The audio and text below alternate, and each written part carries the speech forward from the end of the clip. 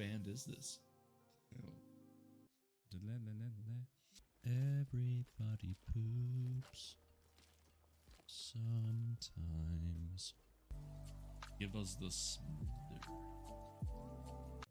Wake up, sweetness. Your first time should be more than special. I'm in, Savannah said. Good Lord, Gemma. When a man and a woman, in this case, really love each other, what happens is they fuck. Ooh, hello? Oh, dang it, I lost my fish. This next word almost sounds like Quidditch. Quidditch milade Diana Agosiagath an Fiedian. As much as I love fucking you, sweetness, we stared into each other's eyes whilst I moaned in ecstasy. Having consumed half of the bourbon, I keep saying bourbon. You know, every time I mess up on a word, Stunt Mama just shows up. She had her seductive smile on her lips. I said we couldn't have sex. I didn't say anything about everything else. Ew. Happy to help, biatch. You are the spark of light and the vastness of my night. His note, like a finality to a beautiful, breathtaking song.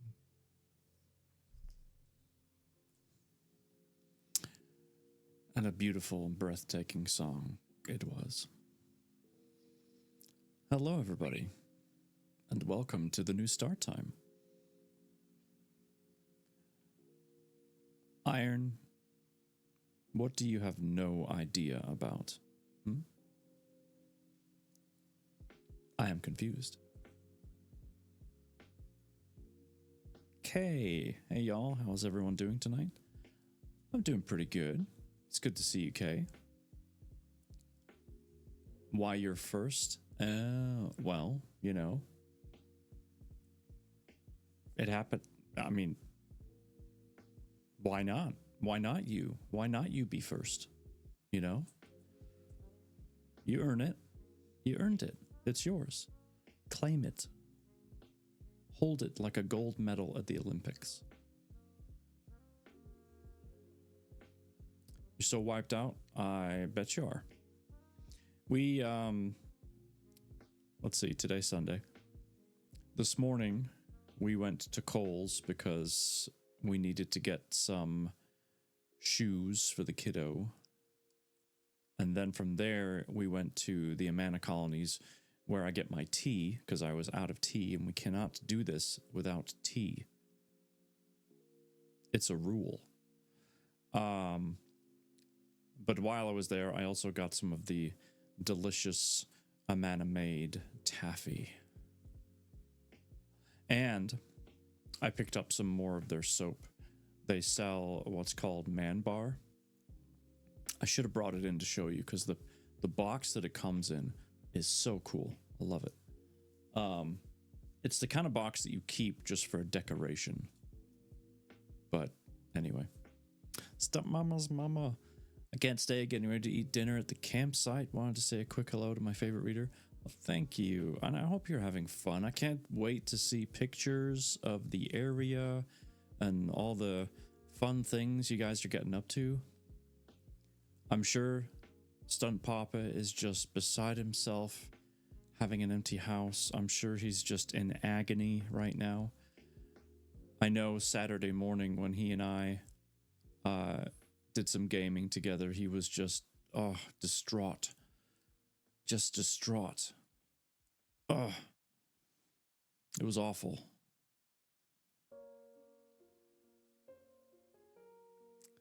Viking official. Pray for no more rain. Okay, will do. Good to see you. What's happening? Oh gosh, if I gotta tell you, if I know, it feels weird starting an hour earlier than usual. It really does. But I'm okay with it. just something to get used to. But I'm good. I kind of like it actually. It's weird, but I'm gonna like it. So yeah, there you go.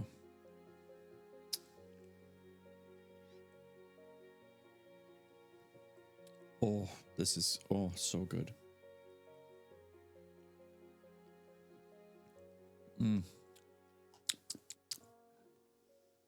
That is some delicious tea. Let me see what you have. Ta-ta for now. Yes, thank you. Say hi to the family for me.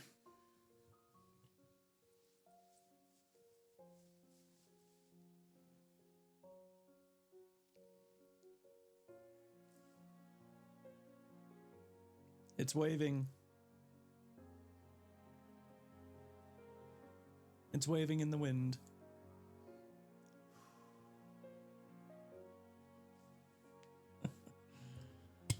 There you go. Thank you for the tattoo, Redeem. Appreciate that. Oh boy.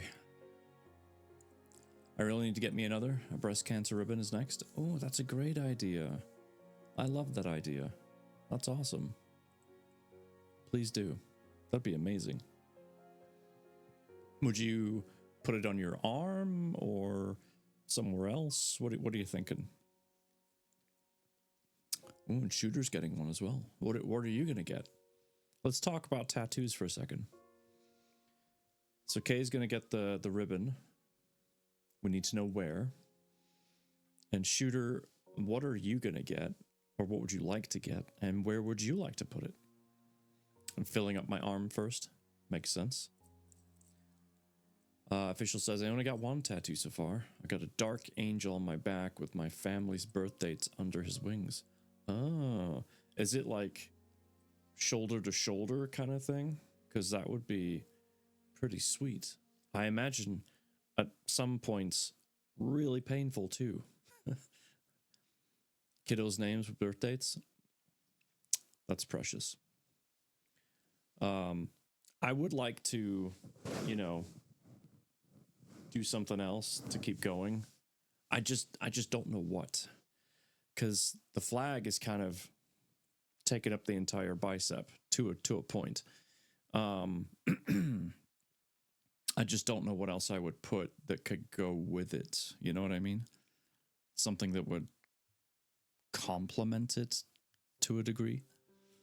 The entire back, the wings, and at the backside of my shoulders. Wow, that's really cool. The back is far worse than you'd think. Yeah, I can imagine it is. There's a lot of bone exposed back there. And, yep. Good times. Nope. My tattoo, so this guy took about 4 hours to do. The last hour was definitely the most, like, okay, you can be done now kind of thing. Because we were getting to really close to the tendons, and therefore it just sucked a little bit more.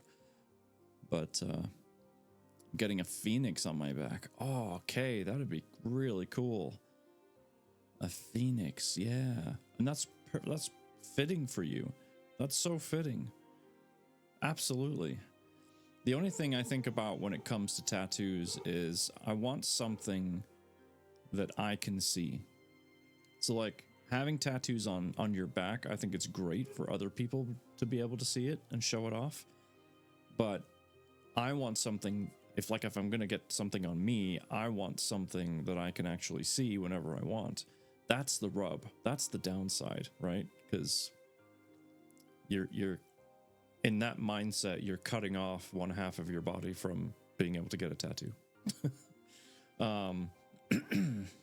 So, I mean, it's to each their own, obviously. You do what you want to do, but yeah, I don't know. I just don't know.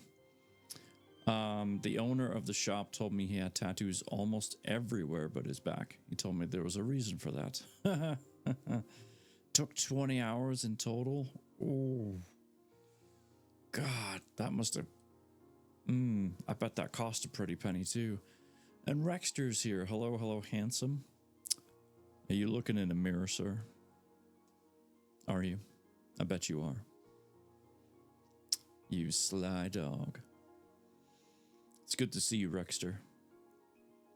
They make mirrors for a reason. I wanted the angel on my back to kind of feel like it has my back whenever times are hard.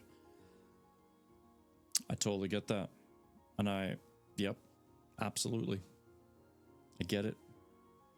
Touche, my friend. Well, it is really great to see you all. Let me show you your puzzle for tonight if anyone feels like jumping into a puzzle. I thought we'd go over a more of a funny castle theme because if you remember from the pages of the last two chapters that we read, our friends have teleported through time and they are now in the future. And so I thought, well, we should still do a castle, but then I thought we should do when I saw this one in particular over here, reverse screens, I thought this would be hilarious because it's kind of like a model-ish kind of looking thing. So yeah, it's funny. Can I ask you regarding reading and stuff?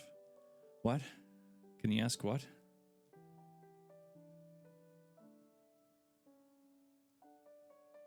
I think the mistype on the keys there. I'm not quite sure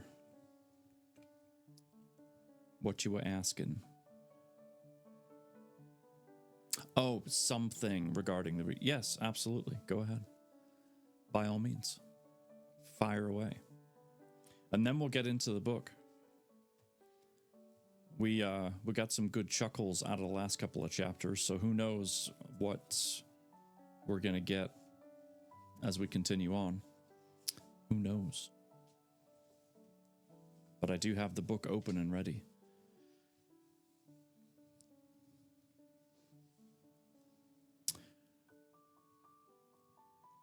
So I wrote a really short story a few weeks back.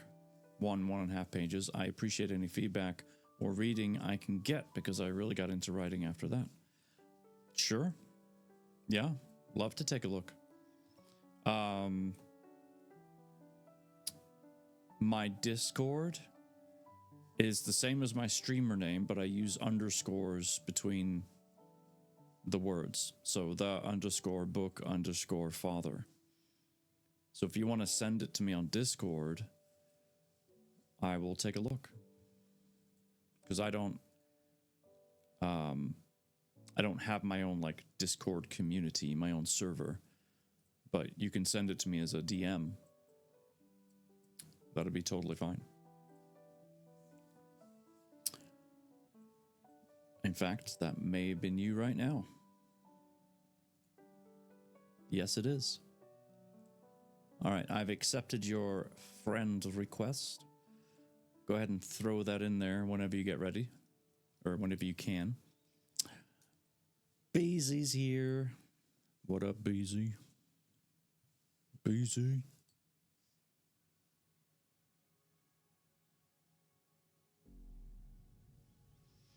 Let me get a couple of shout outs too before we get into the reading, because then I'll get distracted. We got Iron Shooter from the Hype Mine. We got Beezy from the Hype Mine. And then we also got the wonderful, the mysterious. Helps if I can type. The Rexter. My drummer from another mother.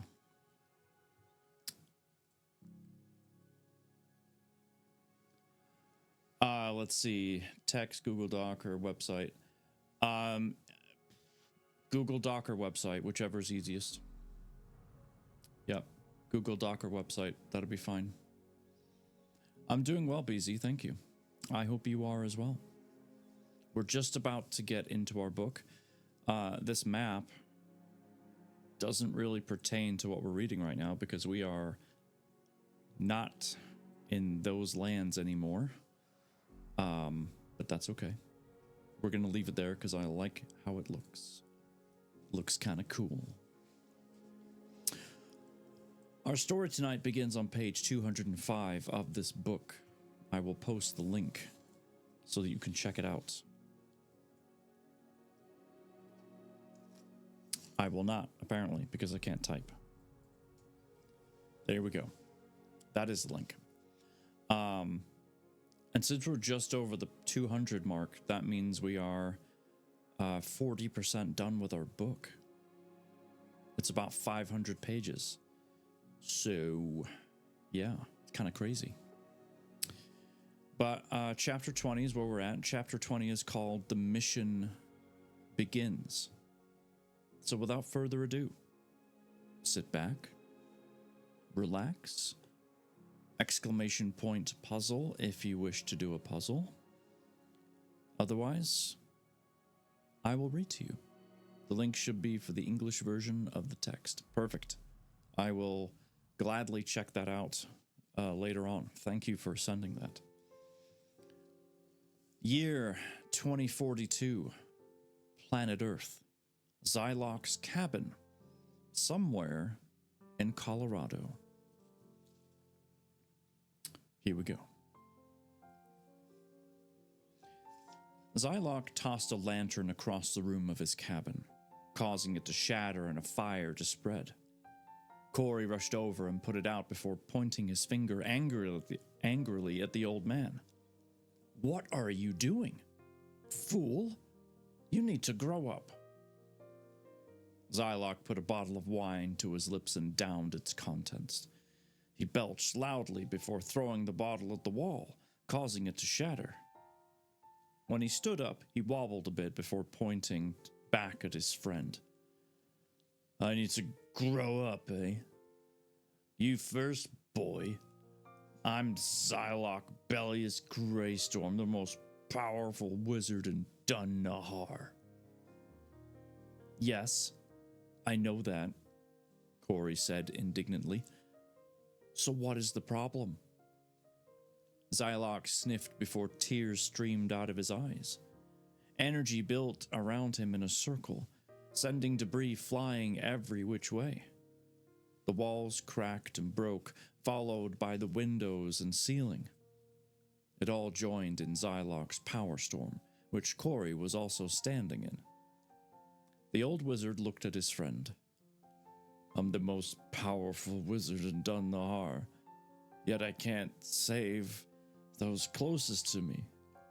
I'm a failure, just like my brother always said.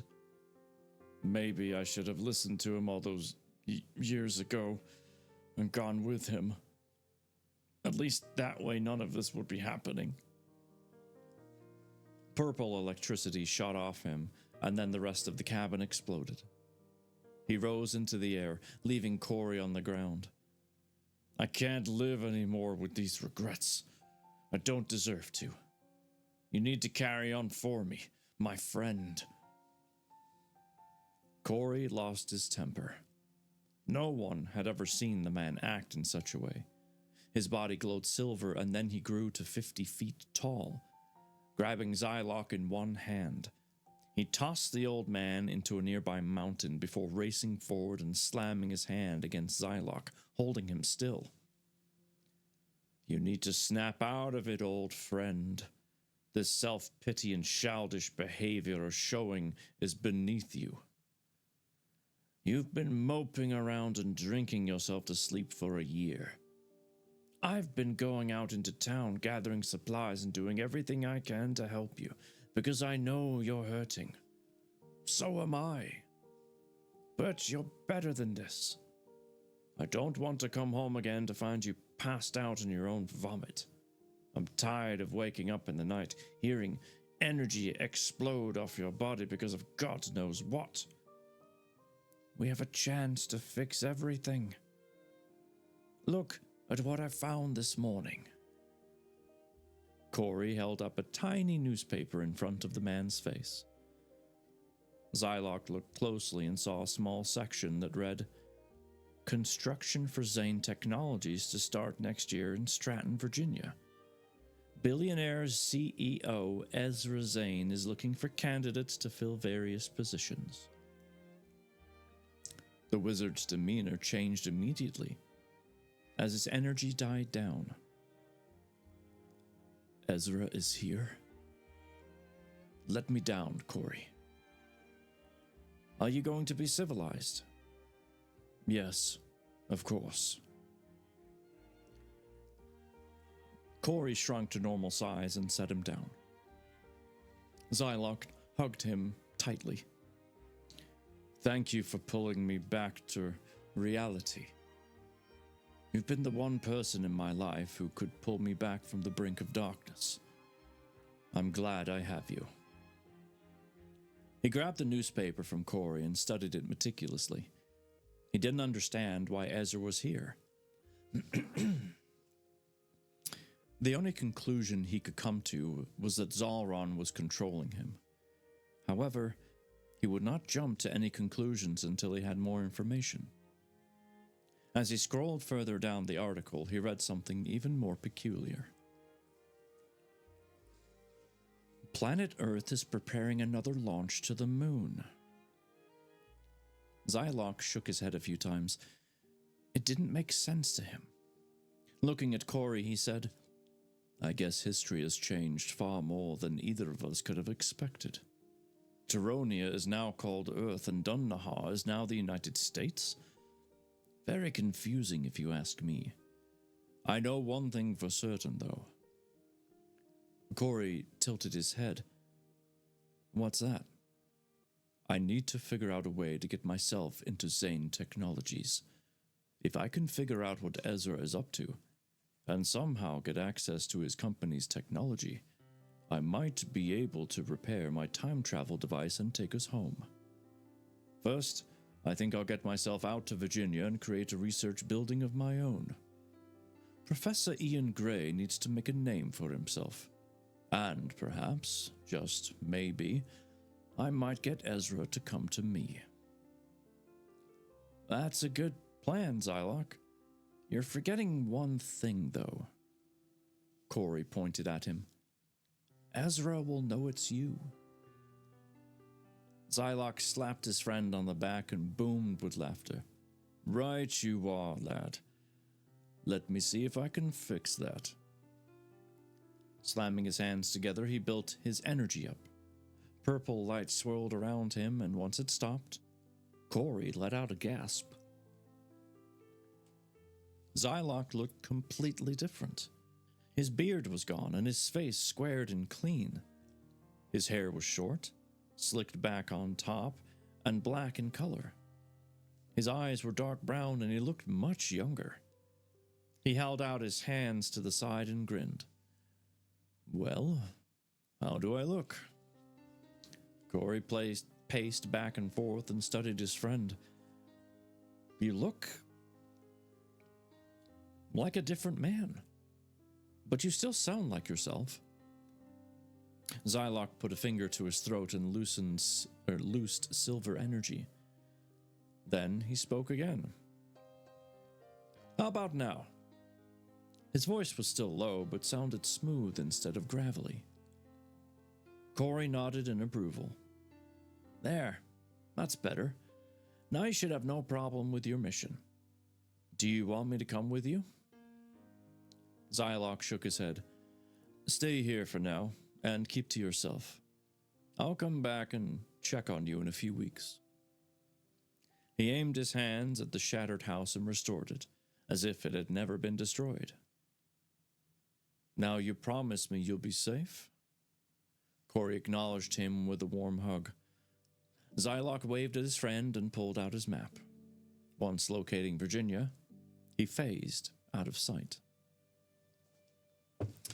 There's a break in the story. We all know that means I get to take a sip of tea.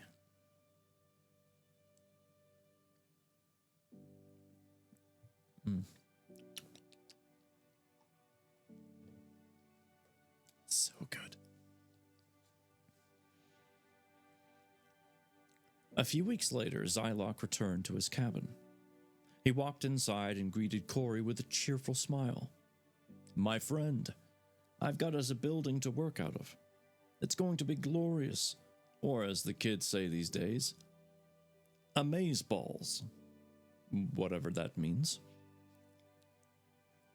Amazeballs. Corey rushed forward and hugged his companion. It's good to see you in high spirits, my friend. You had me really worried a few weeks ago. Zylok walked over to the hearth, pointed his finger, and shot an orange ball of light forward. A beautiful fire burned brightly, casting a yellowish-orange hue across the room. Then he walked over to the refrigerator in the corner, stopped, and looked back to Corey. What on God's green Tyronia is this beastly metal box? It's an ice box, old man.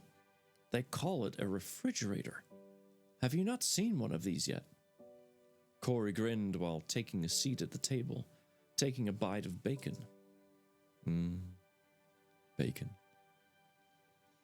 Zylok opened the contraption and stuck his head inside. It's quite spacious in here. Whoever designed this device should be applauded. Wonderful ingenuity. He grabbed a can of grape soda and joined his friend at the table. Grabbing a piece of bacon, he took a bite, enjoying the flavor and the company of his companion. However, this time, when he looked at Corey, he noticed the man was wearing different clothes. Your garments. What are you wearing? Corey pointed at his shirt, which had the word Naruto in bold white letters. I found this shirt at Walmart. It's a large store that's in golden and has everything you could want. I received some very strange look the last time I went shopping, so I decided to pick up some new clothes. Zylok's head was spinning. How have you been learning all these new words so quickly? I feel like I'm still behind the times. Zarias. How you doing, sir? Good to see you. Because I've been studying hard so I could help you, old man. I know you like to do things a certain way. You're a stubborn ox when it comes to changing habits. But if you want to play the part of Professor Ian Gray, you're going to have to learn all the modern language. And if you want to be extra hip, you can study up on current pop culture. Why would I want an extra bone in my body? You see my point? Corey laughed before grabbing another bite of bacon. Look at you. You're still dressed in your wizard garments. You think Ezra is still walking around in his olden rags? And, most importantly, before you go any farther forward with your plans, you're going to sit here and open up to me, even if it's just one thing. I need to make sure you're mentally stable. Zylok stood and paced around the room. The last year had been difficult. He still felt guilty for everything that had happened in Targus, and he wasn't even sure he'd ever feel different. Finally, he stopped moving around and looked out the window at the mounds of snow piled up around his home on the mountains. Everything was quiet, yet his head still buzzed with a constant flow of thoughts. He turned back to his friend, jaw clenched. You're right, Corey. I'm still not 100%. It was my fault Meridian got left behind. It's my fault that Daryl is dead. It's not your fault. He was only there in that fight because of me. I took him to Targus, and therefore it's my fault. It's my fault that Zolron is still alive, too. I've had countless opportunities to take him down, and I've failed every single time. Now we're in a time unfamiliar to me, and the only thing I've accomplished is getting a building to hold lectures in. I haven't been able to create any technology because I'm afraid of using too much power. I simply feel out of place here, and I don't know where to even begin with getting us home. Corey walked to him and put a hand on his chest. If I know you like I think I do, then you will find a way.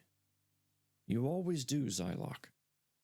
I understand all of this is new to you, and you don't know where to start, but you have me. I will help you, my friend. What is the first thing you need to make? Zylock looked lovingly at his companion. I need to fix my wrist device and figure out a way to repair my crystals. Then I should be able to make a new time travel device. Though, I have a feeling it will be easier to do once I get into Zane Technologies. So first things first. Get my wrist device fixed and begin showing people the possibility of time travel. We'll slowly introduce magic to the time period. Then, I need to get people to come to my building to listen to my lectures.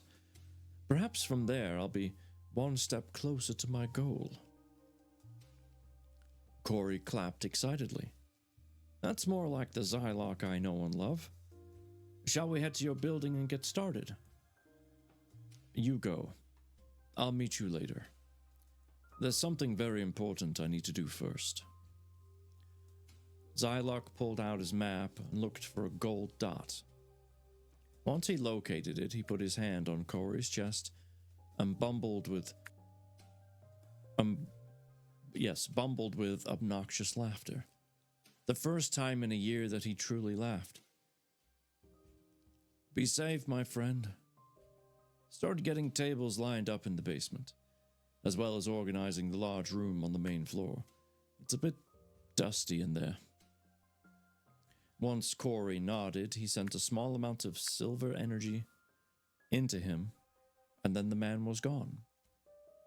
After that, Zylock studied his map again. He found a small red dot moving around in Bozeman, Montana.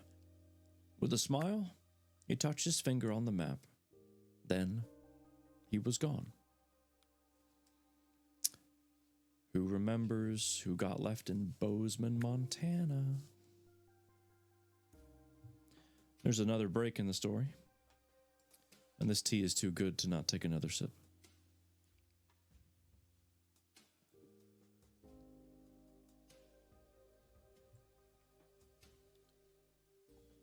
Delicious.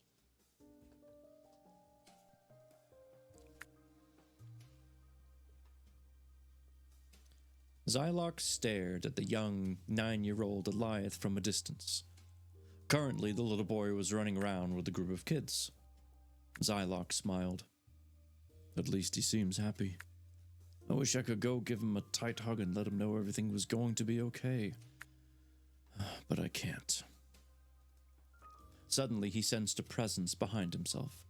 So he turned quickly and prepared for a fight, simply to be met by a small deer. He chuckled to himself. Only a woodland creature. Nothing to be worried about. As he was turning around to leave, a swirling mist of gold energy surrounded him. Once the blinding light dimmed, he saw the figure of a man burning with white light before him. Who are you? Where did you take me? I am someone who wants to see you succeed. Do you not recognize my voice? He walked forward and revealed himself. Surely you remember your old master. With a warm smile, he put his hand on the old wizard's shoulder. Zylock couldn't speak. Everything in his body froze, keeping him pinned in a shocked status. He studied the man's chiseled jaw. Gold light traced his long black hair. His eyes glowed gold as well. Zylock knew indeed who it was. He just wasn't sure how it was possible. Kai Torrington. I'll never forget you. But how are you here right now? I'm in the future, and no one has seen you in ages. Please explain. Kai chuckled before hovering off the ground and folding his legs into a sitting position. Not long after you trained with me, I was selected to become the next supreme elder god. I accepted the position, but I never knew all the things it would entail. We can talk about all of that another time, though. Right now, I'm here to help you. Xylock stared at his former master with bewilderment. Very well. I will gladly accept any knowledge you can give me. Kai aimed his finger to the side and shot forth a beam of silver energy. It exploded into a constellation map, showing the universe in its entirety. For starters, you are not in the future. You are on planet Earth in the Milky Way galaxy. On top of that, you are on the first planet ever created in our universe. It's the origin planet, Taronia. Kai flicked his wrist. The energy began playing out a scene from an ancient war. 20,000 years ago, planet Earth was host to the first magic wielders in the galaxy. In turn, the Elder Gods were selected from the planet. Ah, new figure. Hi. Sneaks in my butt. Wait, no, that didn't sound right. Sneaks in, comma, my butt. Thank you for the subscription. That was super kind of you. Now we get to spin the wheel.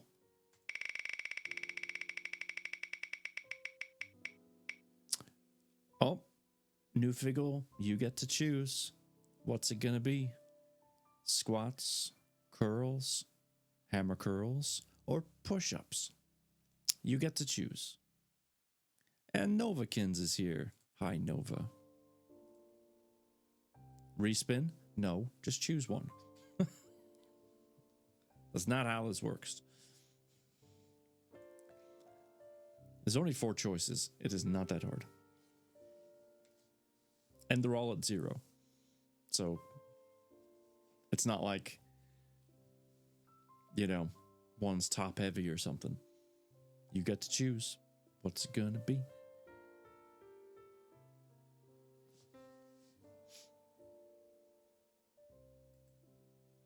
The dancing dino. I love it. What is wrong with being top? Really? Oh, there's nothing wrong with being top heavy.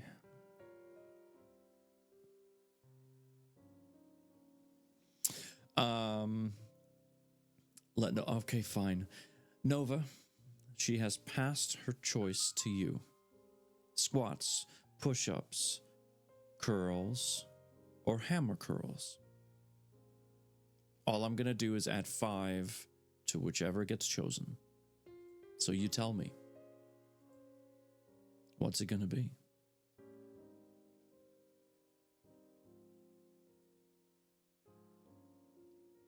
Squats? You got it.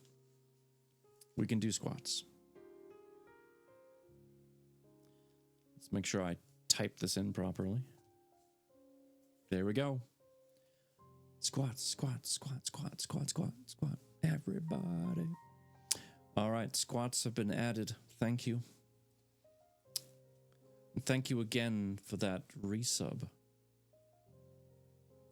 I appreciate you.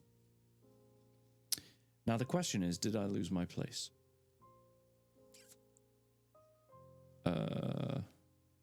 Yes, I did.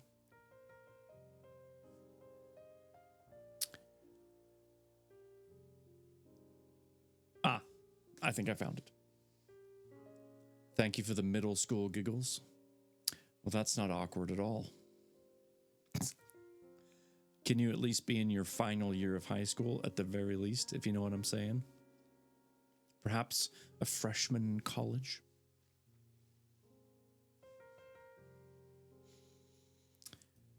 Distracting, he loses his place in the book. Yeah, well, it happens all the time. I swear, I put my thumb down. Whatever you are wishing. New figgle.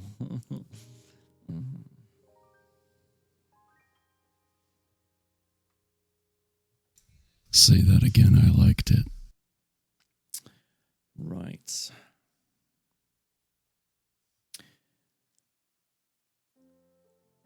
Here we go. In turn, the elder gods were selected from that planet. Divine, if infinity and darkness are the ones who created all of us, but they needed warriors who could intervene in conflicts when commanded. The gods who created us do not involve themselves in anything unless they have no choice. Oh, yeah. On Earth, things went wrong. Kings went corrupt, and evil spread throughout the land, and they were all led by an evil elder god.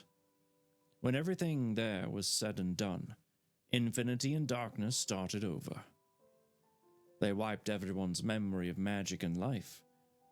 But then they went and created Toronia. They selected another group of elder gods, and that led us up to now. Xylock staggered backward and nearly fell to his knees. He put a hand on his chest and took a few deep breaths. For all the knowledge he possessed, he'd never heard of what Kai told him. It made his head hurt. So, they toyed with humanity simply because they didn't like the way things turned out? Kai let out a slow breath and snapped his fingers, making the energy hologram disappear. I don't agree with what they did. I shouldn't even be telling you any of this. It's forbidden for the Supreme Elder God to give away the secrets of the universe. However, I needed you to know.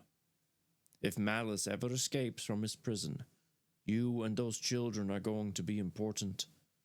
That's why what I tell you next must stay between you and me. Malice is in prison? I thought he was dead, Xylock asked. Kai held up his hand. I can explain that another time. Now, pay attention.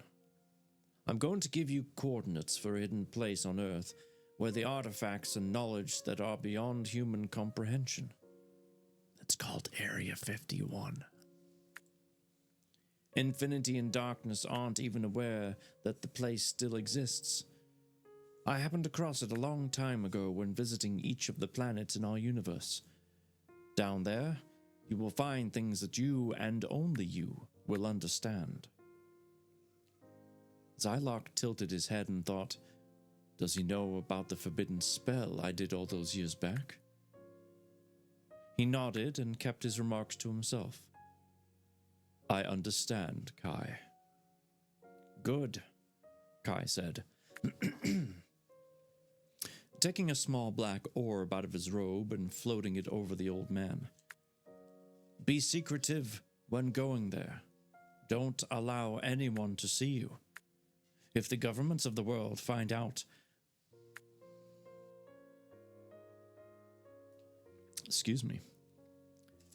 about this place, it wouldn't be good for anyone.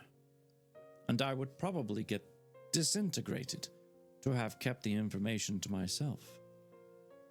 Use the knowledge you find to get yourself back home and destroy the enemy.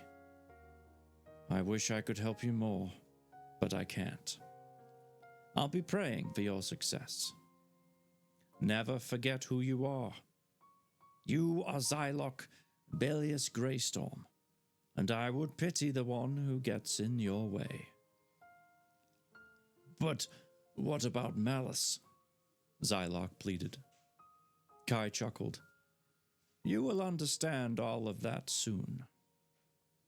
Xylock nodded. Very well then. Good to see you, old friend. Thank you for your help. I will never forget it.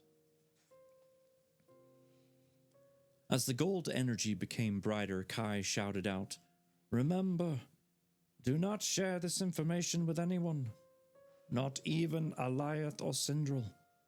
The time will come when all will be revealed. Be well, young warrior. Zylock blinked, and then he was sitting in the same location at the elementary school, except there were no children in sight, and it was dark outside. He couldn't believe all the things he learned, and as he stared at the orb in his hand, he smiled. He finally had a good way to get everything back to the way it was supposed to be. Gray. Hi, Gray. How are you?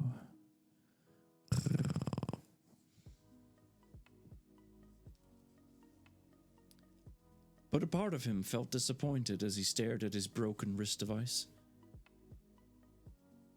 I really thought I'd created a functioning time travel device. I suppose a planetary portal is neat too. He chuckled as he phased out of sight. I'm good, how are you? I'm good. I'm great. Just, almost done with our first chapter here. Yep. I have a small little break in the story, and then we got about a little over a page left for the first chapter for tonight. It feels really weird starting an hour earlier than usual. You're awfully growly tonight. Why, thank you. Now, if you don't mind, we have a chapter to finish. Zylock paced back and forth in his new lecture hall. Corey ran around the boundary of the room, drilling new chairs down to the foundation with nails and screws. It had been a few days since his reunion with Kai. It took everything in his body not to tell Corey the wonderful news. He reached into his pocket and pulled out a blue crystal. It glowed with neon light, and a small humming sound came from it. He looked at his wrist device and took off the screen. Then he took the blue crystal and placed it in his device, closed the screen, and waited. A moment later, his device lit up bright blue before dimming and beeping twice. It really worked. These new crystals are the answer to everything. Without Kai, I never would have found them. Wait, has he already been to the place? Did we miss something? Has he already gone to the secret place that no one's supposed to know about, and we didn't get to hear about it? What? He turned around and looked at the large projector screen before him. It was time to make a name for himself. He wished it would have been sooner, but he was a changed man with a new purpose now, and nothing was going to stop him. Are you Professor Ian Gray? A voice called out. Zylock stopped looking at his wrist and narrowed his eyes, attempting to see who called him. He saw the silhouette of a person at the back of the auditorium, but couldn't make out their face. Yes, I am, and who might you be? My name is Colin. I saw your ad in the paper saying you were looking for assistance. I'd like to offer my service. Zylock looked at Corey and smiled. This was you, wasn't it? Corey slammed his hammer against another nail. I couldn't let you have all the fun, now could I? Zylock jumped off the stage and made his way up to the newcomer. He studied the boy thoroughly. The man was young but dressed professionally. When can you start? I should add that this won't be an easy job. There will be long days and lots of boring paperwork and planning. Are you okay with that? Colin nodded eagerly. Yes, sir. I can start immediately. I won't let you down. Do you know what it pays? Sorry, I know it's not the most professional question, but... Zylock laughed and patted the man on the back.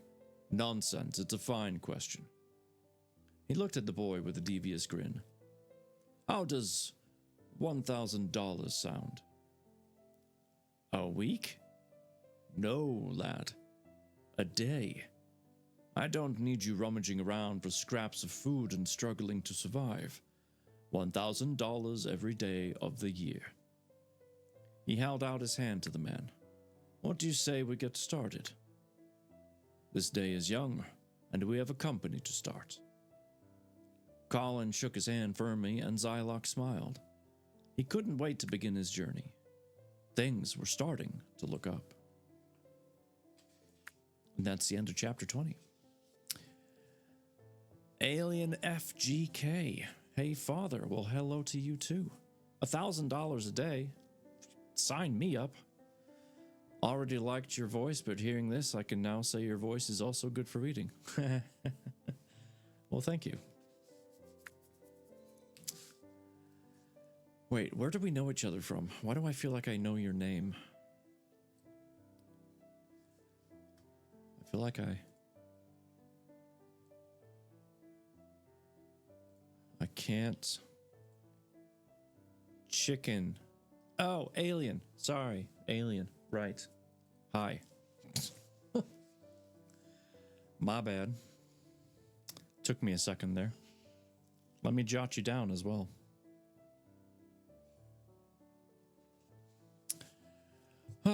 In fact, let's get 2 more shout outs because we have the lovely. Helps if I'm on the correct screen. The lovely Eternal Grey.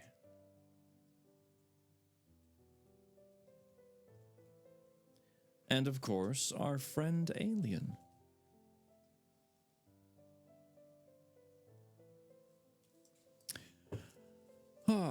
So yes, first off,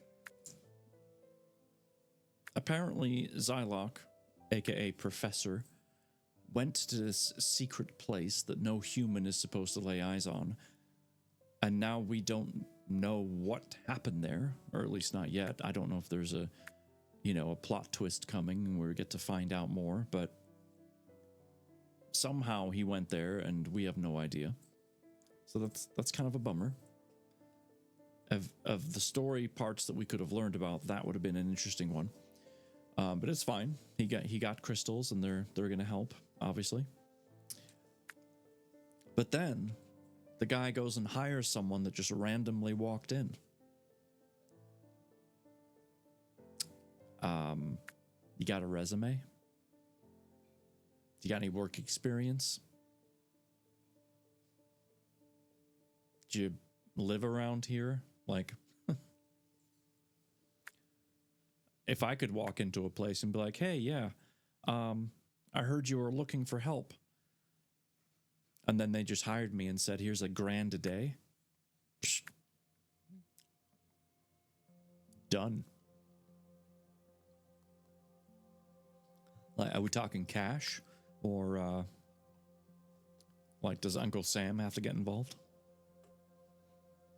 I don't mind. You can pay me $365,000 a year. That is okay with me. That's an amazing paycheck. You kidding me? $1,000 a day. I'll be eating the best lunches. All right. I have 5 squats to do. So since we're in between chapters, that is a good time to do that.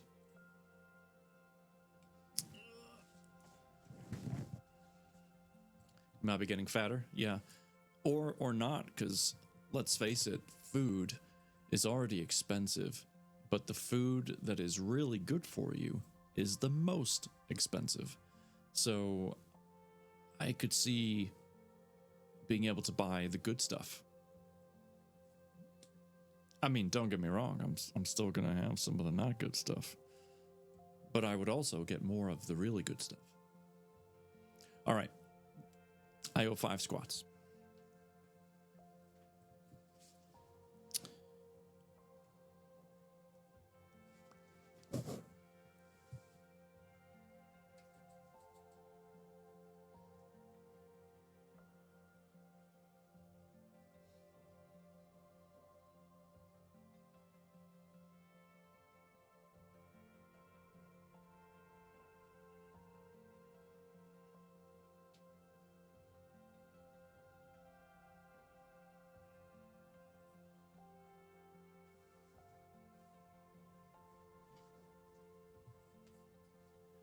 Nailed it.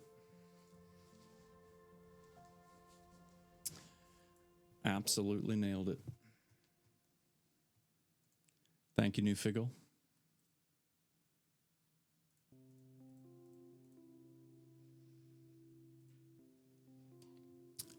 Appreciate you. Feels good to get some workouts in every once in a while.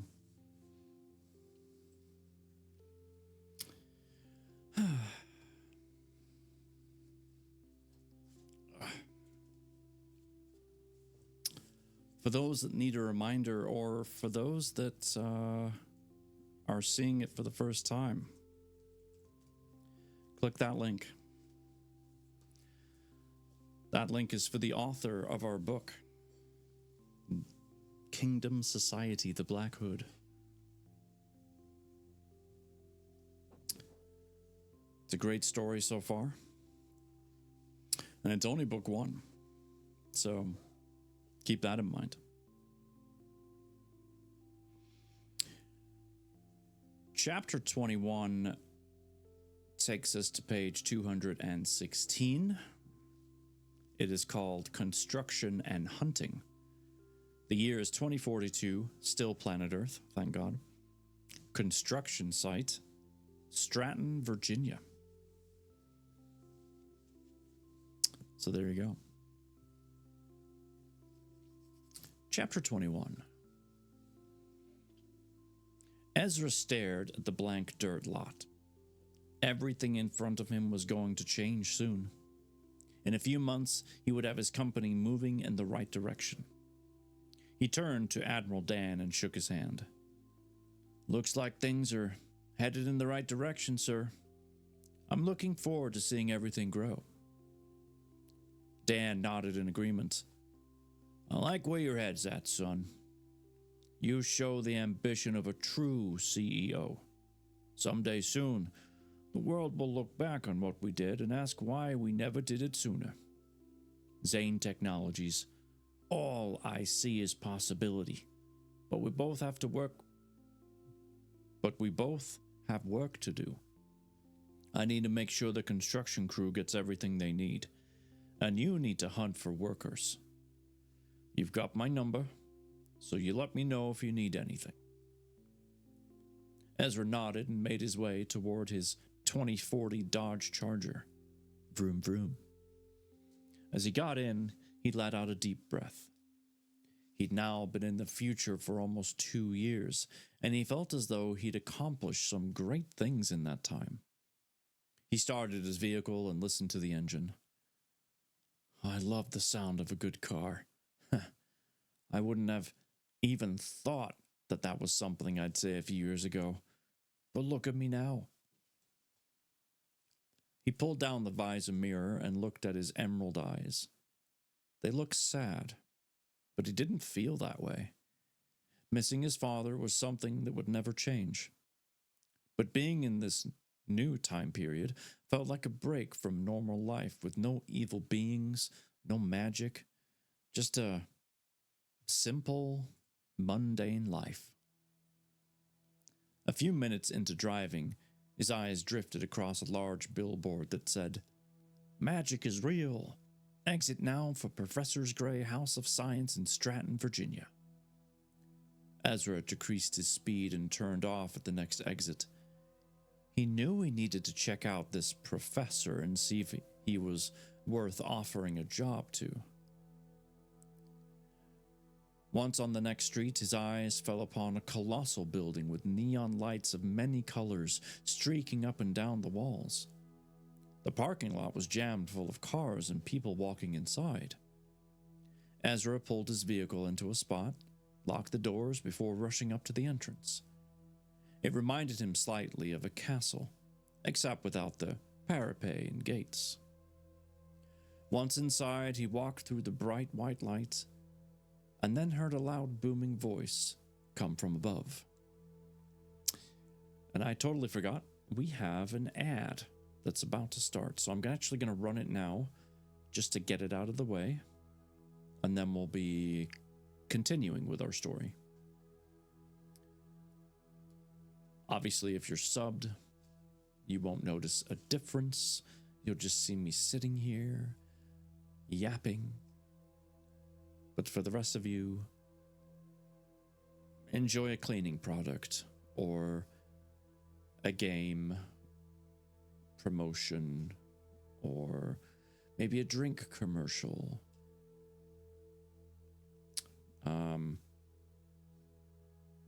You know what? You know a commercial they should throw up when the ads run? It would just drive absolutely everyone mad. But a book ad would be cool. But no, just to be annoying, it should be extending your car's warranty. Yeah. That would do it. That would absolutely do it. That would crush the souls of many. And it would be hilarious. I could do the voice for it. If they paid me well enough. It'd be my pleasure. Be like, hi there. I've been trying to reach you about your car's extended warranty. Call this number now. See if you qualify. Don't wait until it's too late. Call now.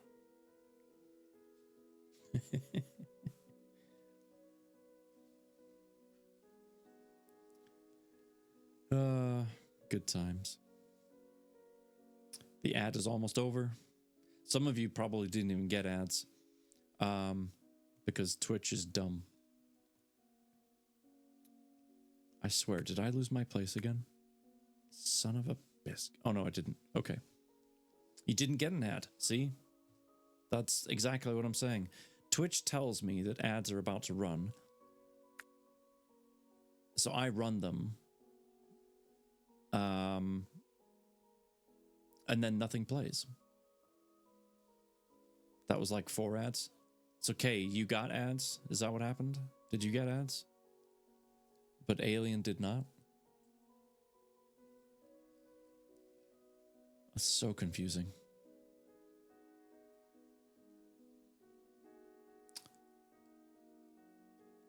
Okay, so you did get ads. Alien's not subbed, but he didn't get ads.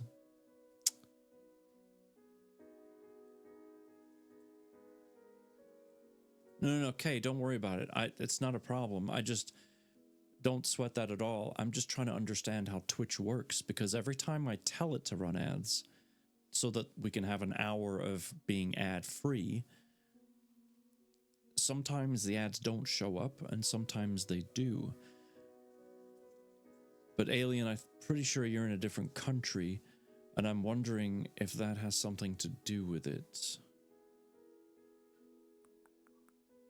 I don't know. I'll never figure it out. I'm just going to keep reading because that's all I can do.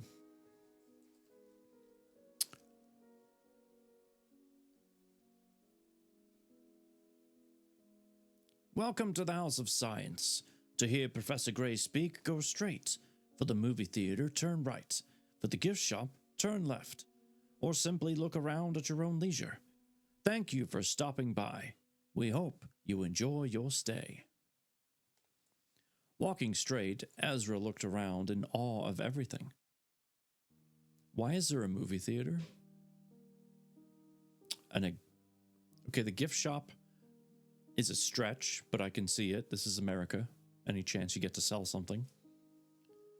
But why is there a movie theater next to the lecture hall? Anyway, just curious. The ceiling looked like the night sky, with occasional shooting stars dashing across and exploding into figments of light. All the planets in the cosmos were visible as well, giving a bright glow to the room. 2 large escalators sat on either side of the main walkway, and on the second floor there was a telescope sitting against the railing with a line of people stretching all the way to the wall. Off to the left, A large gift shop sat full of stuffed animals, candy, state maps, and different colored crystals. Ezra couldn't believe such a magnificent place existed. Before he realized it, he stood in front of twin maroon doors. A thick man with a beefy neck held out his hand. "That will be $100. Ezra's mouth dropped slightly. That much? The security guard shrugged. "I don't make the prices. I only ask for the money. If you want in, that's how much it is." It's probably to pay the other guy $1,000 a day. Ezra reached into his pants pocket and pulled out a wad of cash. Once he spotted a $100 bill, he handed it to the man and went inside. The auditorium was spacious, with an upper and main level. There were over 1,000 seats lined evenly with 3 walkways, one on each far end of the room and one in the center. He took a seat in the 3rd row from the front and waited patiently. Within a few minutes, the room was full. The lights dimmed as purple mist came from the stage. Then the same loud voice from before filled the room. "Ladies and gentlemen, boys and girls, welcome to the main event. Some of you have come from far away, and some of you live just down the street. No matter where you're from, you will be entertained and enlightened today. This is the day your mind becomes unlocked. With no further ado, please welcome Professor Ian Gray." Ezra clapped along with the crowd as the song Final Countdown played from 4 large speakers at the corners of the auditorium. Final countdown. Sorry, had to do it. The purple mist exploded into a dancing light show, and a large flaming bird flew out of it before all the lights in the room turned and shone on one man. He was tall, with short black hair, spectacles, and a fancy suit. Ezra laughed quietly as the man somewhat reminded him of James Bond. The name's Bond. James Bond. Licensed to thrill. Professor Gray raised his hand, and the room fell silent. "Thank you, everyone, for coming out today. I'm very excited to be here, and I hope you all find the lesson insightful." He raised his hand and pointed to the large projector screen behind him. A large arc-shaped device popped up on the screen, and beneath it, a large blue crystal shone. "This right here is the first ever design for a functioning time travel device. The crystal you see is an element of Earth. Therefore, it has natural properties built into it that help harness energy. You see, magic is real. It's simply science that hasn't been explained yet." The crowd exploded with vicious applause, and Ezra tried to contain his joy. He knew now that he definitely wanted Ian to work at Zane Technologies. He wasn't sure how he'd convince the man yet, but he would figure out a way. Ian walked over to another table where a square contraption sat. He picked it up and placed it on his wrist, then held it out for the crowd to see. "Now, I'm going to show you just how amazing technology combined with magic can be."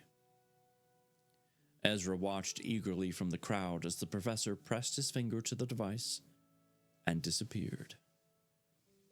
Immediately he moved forward in his seat. He never knew technology could allow someone to phase. And for a moment, he thought perhaps Zalron sent someone else to the future after him to make sure he did his job. But then he relaxed when he heard the man speak. "Father, I'm going to play a game with a friend, but I'll keep you streaming in the background. Hey, have fun with the game. I appreciate you. Enjoy hanging out with your friend. Overwatch, perhaps?" "Pretty cool, isn't it?" Ian said while remaining invisible. "Warhammer. Nice. He then reappeared and waved his wrist device back and forth. This device is powered by one of those crystals I showed you. It uses gamma radiation in combination with particle light technology to allow the user to become transparent. Would you power up your tech watch? It instantly heats the crystal and then sends a wave of light energy around your body and reflects everything around you. It's a wonderful tool for getting away from an assailant, or for simply scaring your children for a prank. These will become available soon. Ian scanned the crowd with a delightful smile before catching sight of Ezra. His eyes widened as he pointed. It looks like we have another celebrity in the house today. The CEO of Zane Technologies. Ezra became embarrassed as everyone's eyes fell upon him.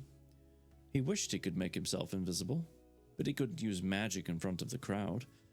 So instead, he simply put a hand in the air and waved at everyone. Once they reverted their attention back to the professor, he relaxed. Well, that wasn't awkward at all. Why did he have to call me out like that? As he looked back to the stage, he noticed Ian still looking at him and smiling, which only made him more uncomfortable. Eventually, the man stopped and went back to speaking. Ezra, however, couldn't refocus on the speech and became lost in thought until noticing the lights change back to normal, and everyone was getting up to walk out. He looked up at the stage and found Ian grabbing a few things from the podium. Sir, do you mind if I ask you a quick question? Ian stopped his current task and came to the edge of the stage before sitting down and holding out his hand. It's a pleasure to meet you, the famous Ezra Zane. Of course, I'll answer your question. I'm looking for people to work with me at Zane Technologies, and I think you would make an excellent fit. Based on your lecture, I think you'd be more than qualified, if not the most qualified person in the entire world, to run my weapons manufacturing and time travel division.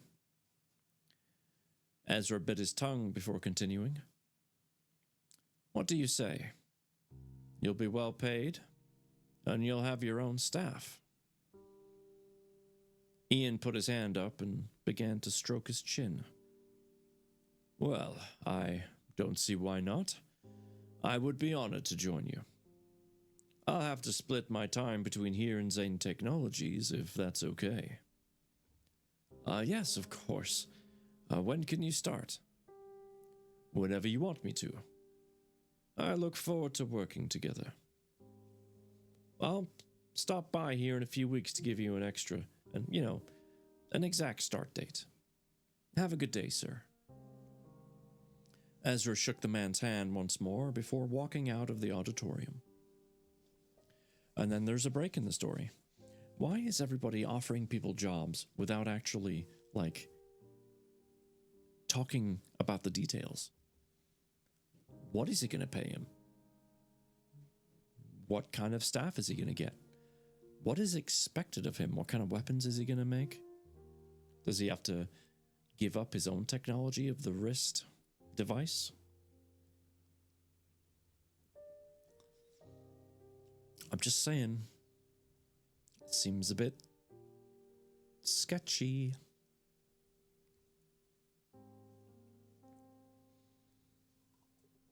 This tea isn't sketchy, though. It's downright delicious.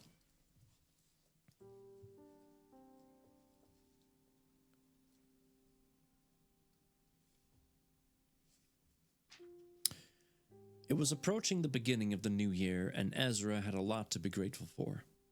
He'd hired some of the smartest people in the country, and the construction of his building was complete. He turned around from the podium and looked at the yellow tape, as well as the large compound behind him.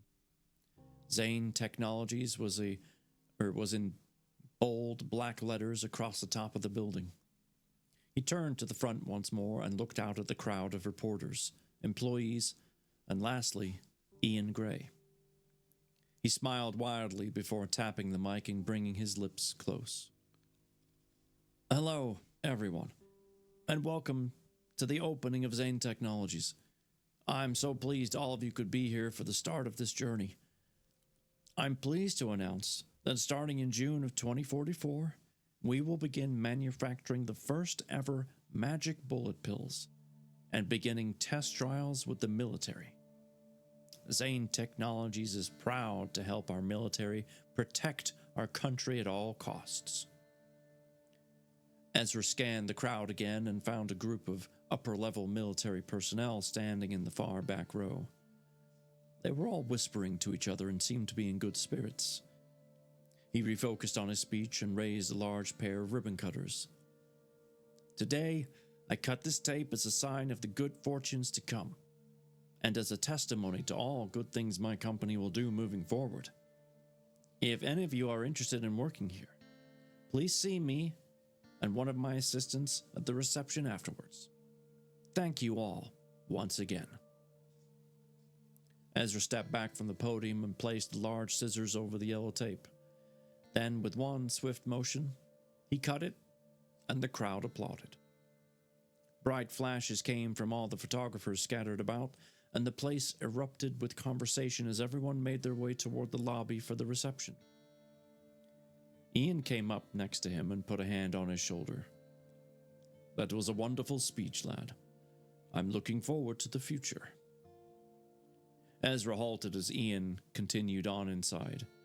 He felt a sense of familiarity come over him. Only one person in his life had ever called him lad, and that was Zylok. He ran his hand through his short blonde hair and gritted his teeth. There's no way that guy's Zylok. He looks nothing like him. And his mannerisms are completely different. But calling me lad just feels familiar. I'm probably overthinking it. Oh well, I might as well join everyone for the reception and focus on the path ahead. So that's exactly what he did. With his company created and a goal in mind, he walked inside and prepared for the future. And that ends chapter 21.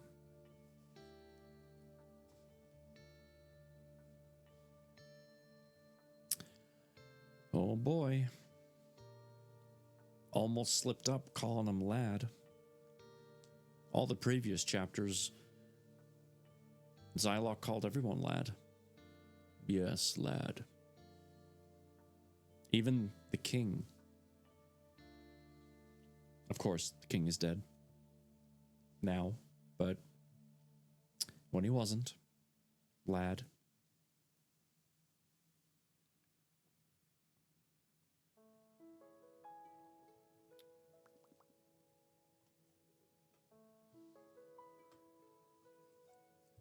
Or no, the king isn't dead. The queen is dead. The king is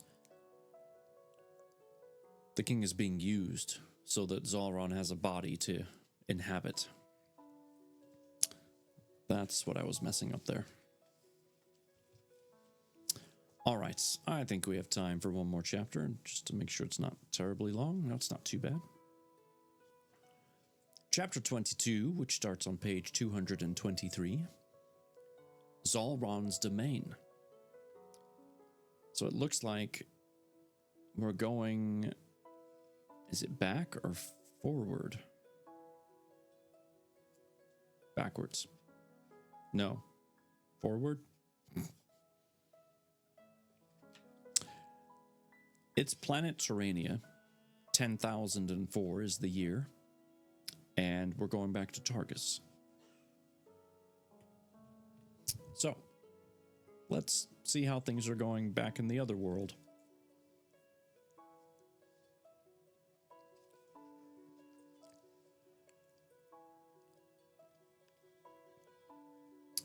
Zalron pulled a metal sheet out of the oven and set it on the counter. He smiled crookedly as he gazed upon his homemade chocolate wafers. I'm sorry. The evil god is making chocolate wafers.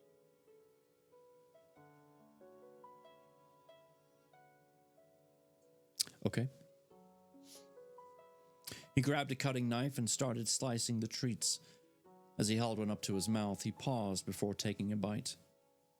He couldn't remember why he had made the pastries to begin with. Very odd. This must be one of my foggy memories coming through the cracks.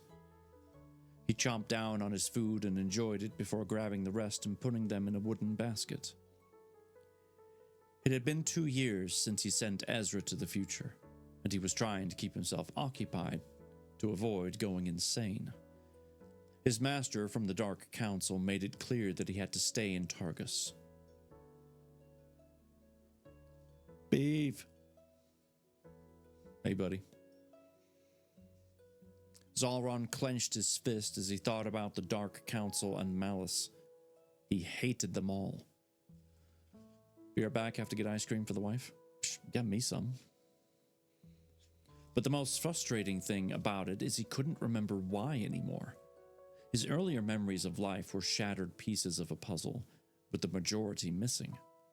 Sometimes certain things would make their way through, and he would remember that part of his life for a small moment before it faded. All he had now was uncontrollable anger, and no one to aim it at.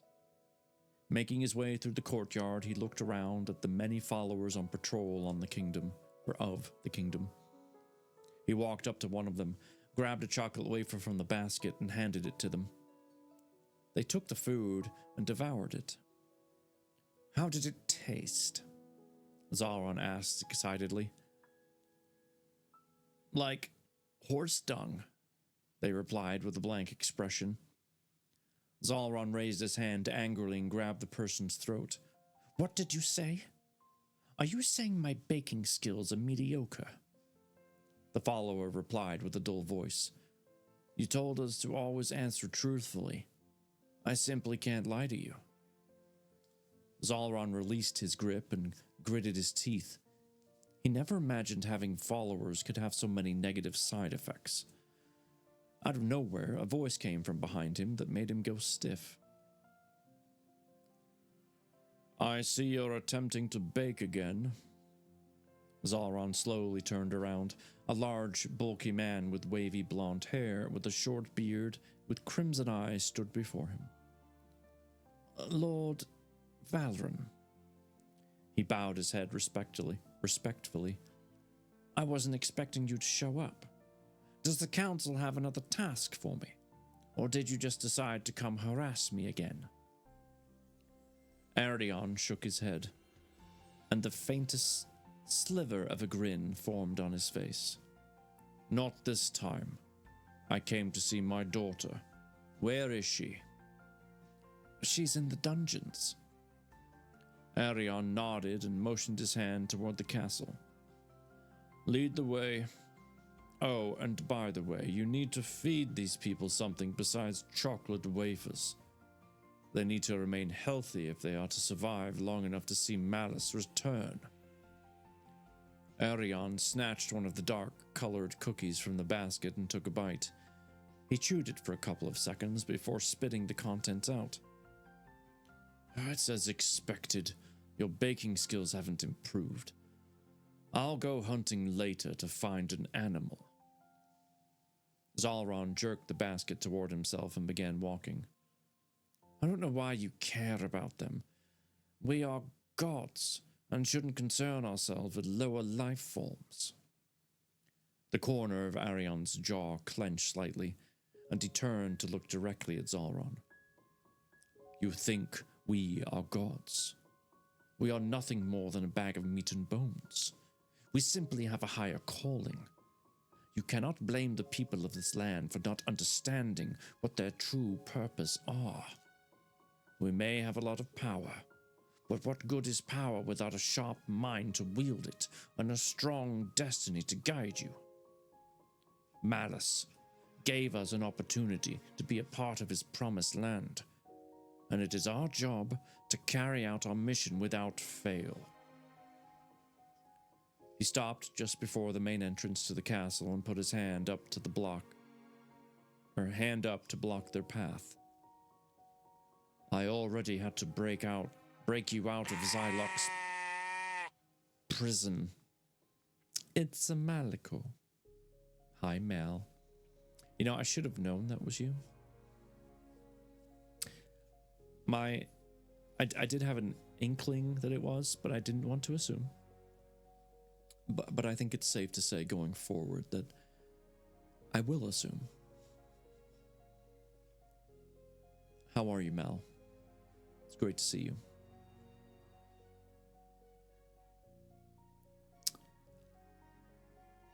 Hi, Bookman. Oh, we've gone back to Bookman. Good deal. Okay. My nicknames seem to change, so, you know, I never know.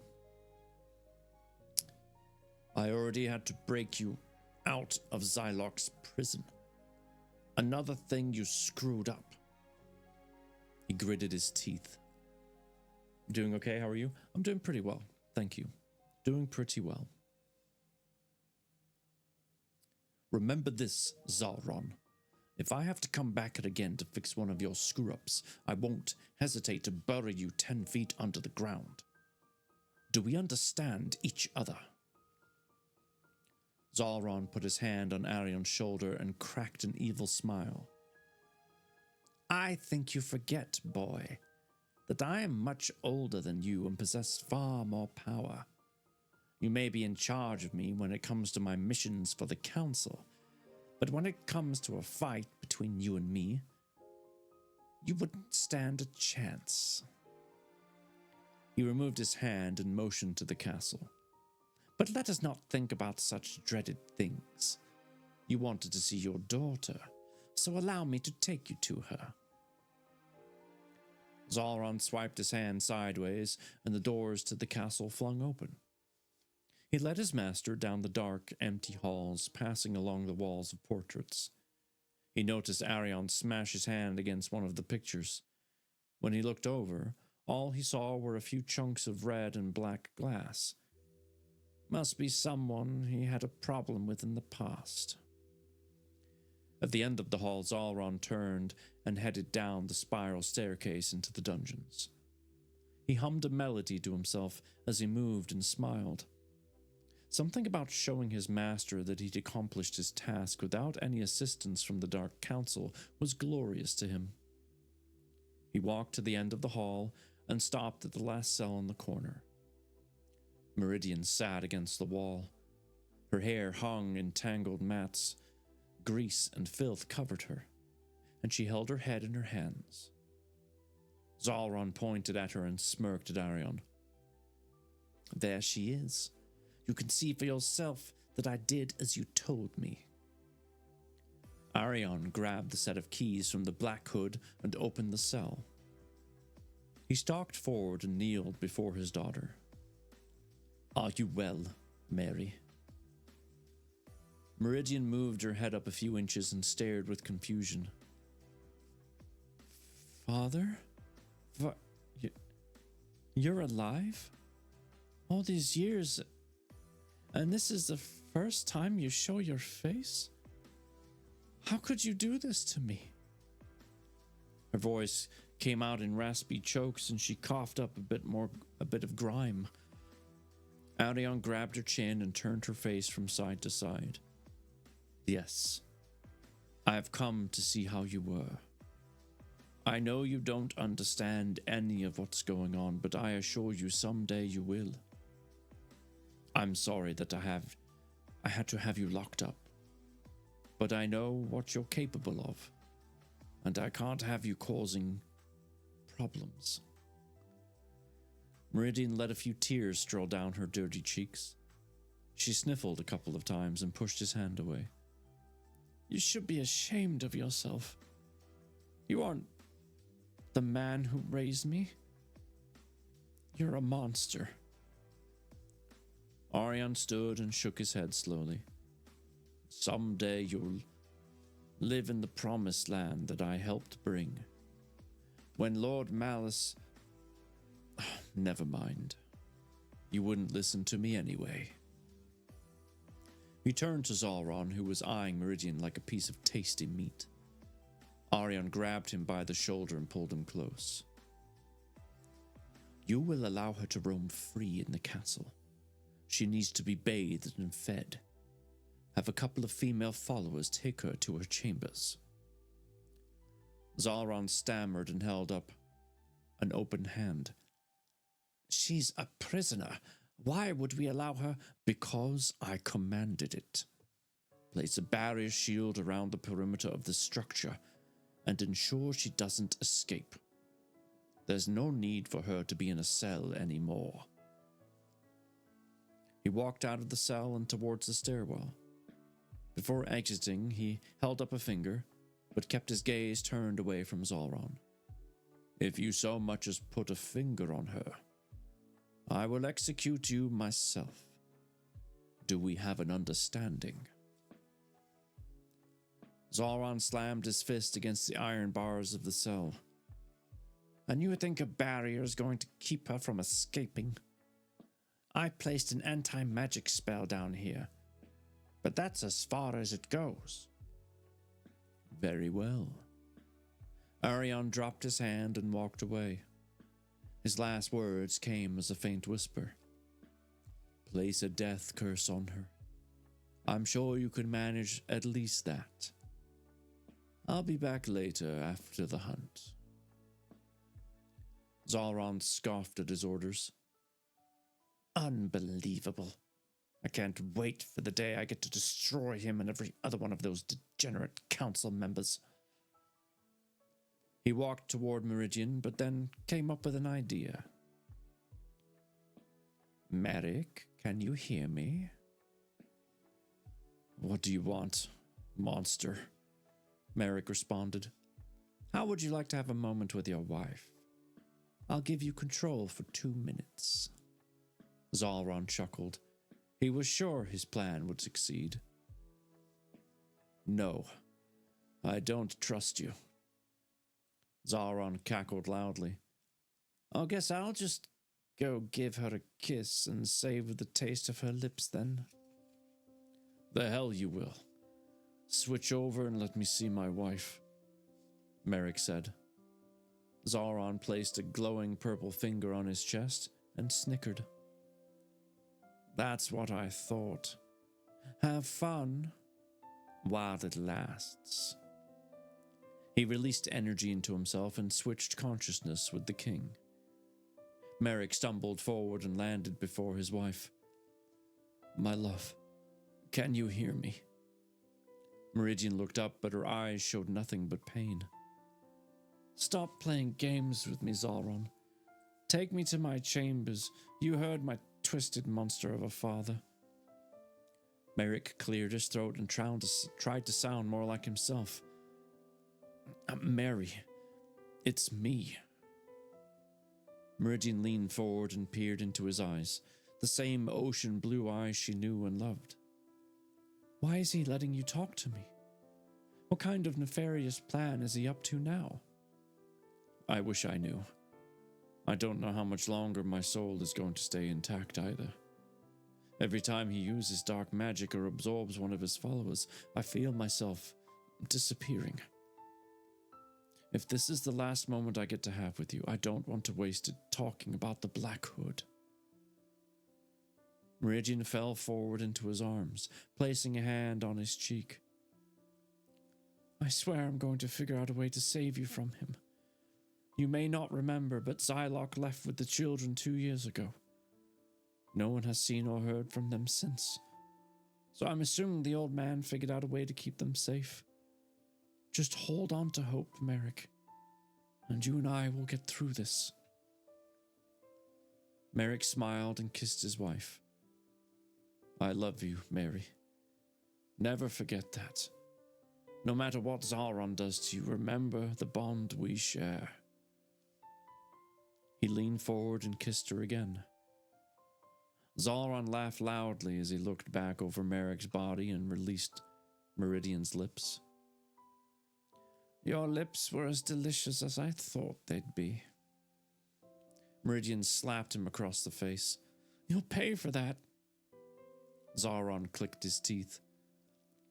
Not as much as you'll suffer for that slap. He grabbed her wrist and charged silver energy around his free hand. Your father wants a death curse on you. So that's what you're going to get. Except you'll be tethered to me. If I die, you die. If you escape the castle barrier, you die. You understand that well enough, girl. He slammed his hand against her chest and released fiery hot lightning. Meridian screamed as hot smoke rose off her skin. When Zalron released his hand, a small onyx diamond appeared in between her breasts. He released his hand and dragged her toward the upper level of the castle. I will send 2 followers to come bathe you and bring you a meal. Enjoy the bit of freedom your father allowed you. He opened her chamber door and tossed her inside. As he stepped out onto the courtyard balcony, a splitting needle-like pain stabbed at his brain. He fell to his knees and clutched his head. Oh, not again. He fell to the ground and passed out. Interesting. There's a break in the story. I didn't know this was something that happened to him.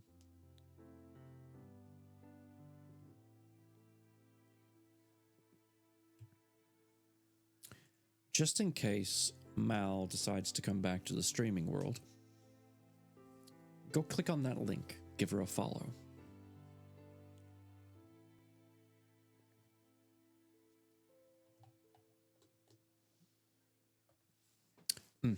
Lovely tea.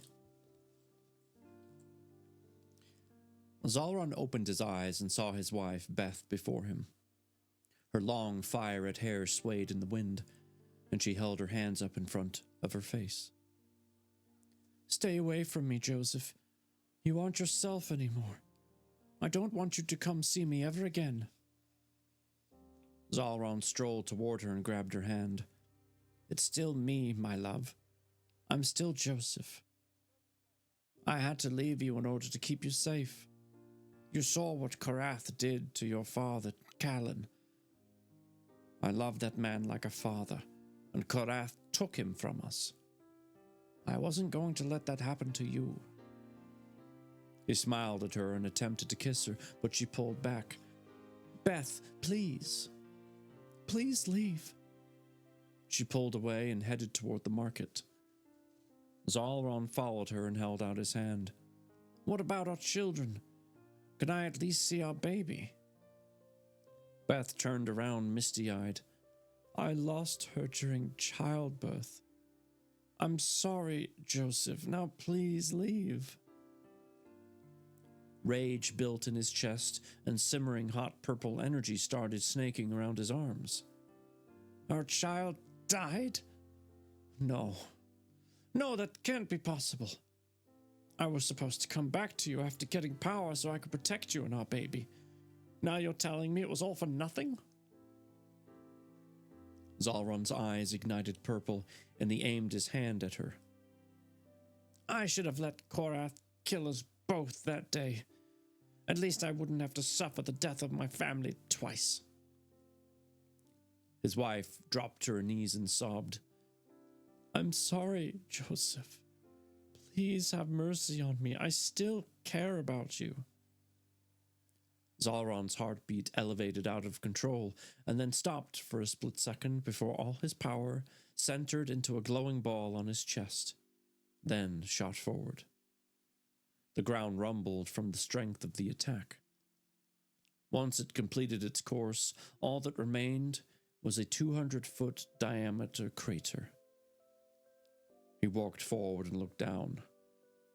Nothing of Beth remained. Pieces of ash drifted in the wind, and a light haze remained in the air. He dropped to his knees and clutched his head. Why did I do that? She's gone. I killed her. He lifted his head to the heavens and screamed. Then all was silent, and he passed out again. Another break in the story. So I don't know if that was just a memory replaying itself, or if it was like a dream. Whether true or not, I am not sure. Get off the ground, fool. Zalron opened his eyes and shook his head a few times. Why did I remember that now? Was it because I kissed Meridian? Damned fool. Memories always causing problems for me at the wrong times. He tried to recall the entire dream, but only bits and pieces remained. He saw a red-haired woman smiling at him, but it was blurry and slowly fading away. The name Beth settled in his mind, but even that faded. He got to his feet and shot Arion a displeasing look. What do you want? Did you do everything I asked? Yes. I placed a death curse on her and took her to get to her chambers. Anything else? Your eminence? Your eminence? He bowed mockingly. No, come with me. It's time we cook up proper food for the followers. Then I must return to my duties with the council. I trust you can handle things from here. Arion crossed his arms and his face remained stiff. Zalron nodded and motioned toward the courtyard. Of course. I live to serve the Dark Council.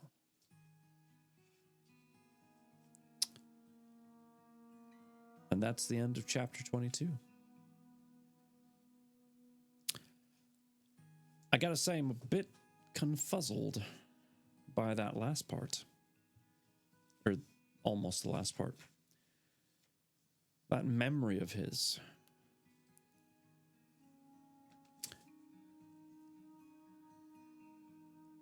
I'm trying to figure out where that would be in time based on what we've heard of the story so far, because we only know Lord Zalron as Lord Zalron. We don't know him as Joseph. That is I think that's the very first time we've ever heard that name for him. So, what happened to him for him to lose his... Well, we know how he lost his wife. He, in his own rage, very much like Star Wars Death Star, or not Death Star, but the making of Darth Vader, like, she died in childbirth, your rage killed her, you know, very similar vibe there, so I get that part, but him gaining all this power to then come back and protect his family, but protect his family from what?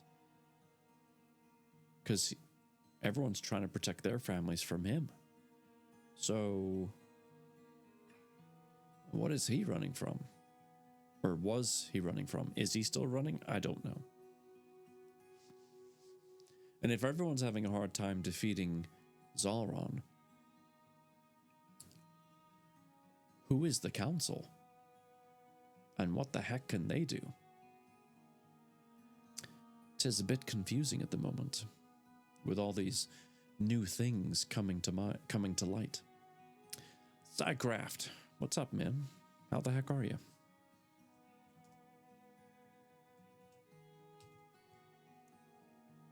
Hello there. Yes, well, I guess we'll have to stay tuned and find out what happens. What was the next chapter? So the next one, chapter 23, is The Boy Who Lost His Memories. Not sure what that's going to be about, but that's the teaser for next time, I guess. All right. Let me find someone we can go raid. Time for bed? Well, it's perfect timing, Kay, because we are heading out the door, so to speak. Gosh. There's a few people online right now. But who are we going to raid is the question. Let's see. Hazards playing Ratchet and Clank. We've got Here There Be Monsters playing Helldivers. Haven't played that game in a long time. We got Play Carrington doing Jackbox Party. We got Pants playing Fortnite. Oh boy. You know what? Hazard UK is still working on becoming an affiliate, and he is part of the Hype Mind. So I think ice cream. What kind of ice cream, Beef? I'm a banana flavor or something with caramel. If you put those two together, even better. Cookies and cream, not bad, not bad. Feel free to copy this raid message, and we'll go say hello to a fairly new streamer. He's got 29 followers. Like, he's really new. So maybe our raid can help him get a little bit further ahead, right? Let me just type in his name here so I don't mess it up. All right, the raid is going. Thank you again, everybody, for being here. Thank you for the resub. I appreciate you, Figgles. You're amazing. We'll be back on Thursday, 6 Central. And after that, we'll be reading Iron Flame in Discord. So stay tuned for all of those things. But in the meantime, as always, take care of yourselves, take care of each other, and have a fantastic night.